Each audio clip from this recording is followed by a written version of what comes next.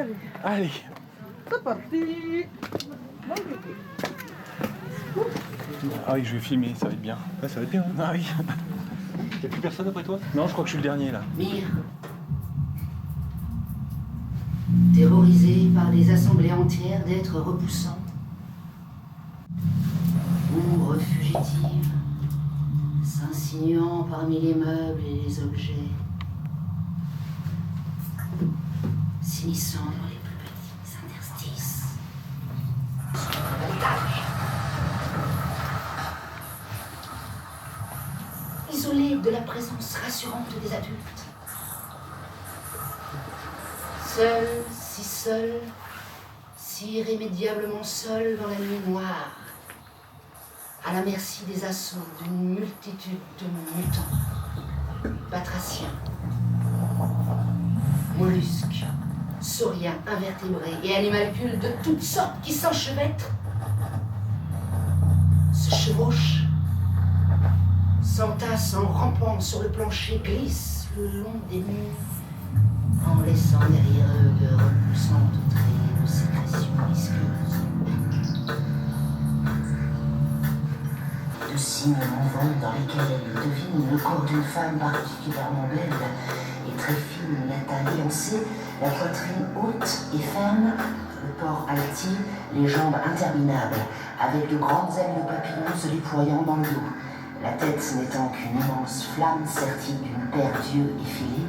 Cette vision fantasmatique et obsédante inspirait des images des tourments de l'enfer, dont il connaît les détails par des reproductions de C'était pour l'or un mouvement de va-et-vient de bas en haut, de plus en plus rapide et acharné sur cette masse de matière, gorgée de sang le long de laquelle s'écoulent d'épais filets de salive qui perlent jusqu'aux bourses, ses lèvres émettant d'intempestifs et fâcheux bruits de succion qui ne semblent pas le moins du monde entamer sa détermination, ni son application à l'ouvrage, puis basculant le buste vers l'avant, en relâchant légèrement son emprise sans pour autant y renoncer totalement, enjambant le torse de son partenaire pour s'empaler sur lui d'un mouvement impérieux et énergique, le chevauchant lourdement en exerçant une série de puissantes pressions du bassin, écrasant ses seins volumineux et pesant sur son visage, comme si elle voulait qu'il s'en empare pour les dévorer.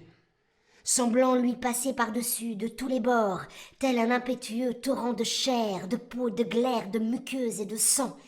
Le garçon se contentant de demeurer pratiquement immobile et d'accompagner ses gestes comme un animal docile, quelque peu désemparé et pour ainsi dire hypnotisé par la vigueur sauvage de l'assaut, la fille caressant sa chevelure comme on flatte une monture pour l'apaiser et la rassurer, se penchant éperdue, haletante et radieuse sur son oreille en lui chuchotant des paroles tendres et obscènes.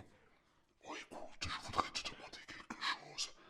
Attendant une poignée de secondes sans cesser de s'agiter sur lui avec véhémence, comme si ces mots devaient suffire à comprendre sa requête, avant de poursuivre dans un souffle toute prudence oubliée.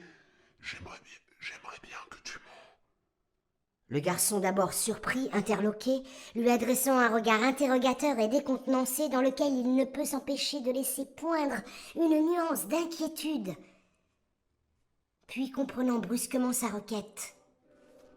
Au sourire langoureux, explicite, provocateur et chargé de convoitise qu'elle lui décoche, l'étayant d'une moue provocatrice et outrageusement vulgaire, semblant délaisser sans vergogne son habituelle retenue pour révéler une nature volontiers indélicate et grossière, foncièrement impudique et libidineuse, mais ceci non pas un reniement, plutôt une manifestation de l'amour qu'elle porte en elle, des réserves infinies et qu'elle est prête à partager sans retenue, à la condition de pouvoir à son tour y étancher sa soif insatiable, une soif aussi ancienne que l'espèce humaine, le garçon s'exécutant presque à regret, adoptant la position requise avec un manque d'enthousiasme ostensible, guidant son membre vers l'orifice que la fille présente bien ouvert, en maintenant avec ses doigts ses fesses largement écartées, l'encourageant en lui murmurant des mots orduriers, un flot insensé d'injures et d'insanités outrancières, dont elle n'est manifestement pas coutumière.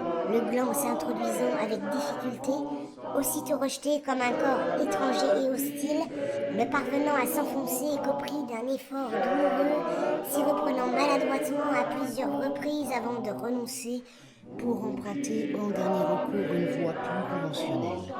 La fille est visiblement déçue, ayant le sentiment d'avoir été lésée, foulée, bafouée, se livrant mollement, l'acte se résumant pour finir à quelques rêves et morts sans conviction.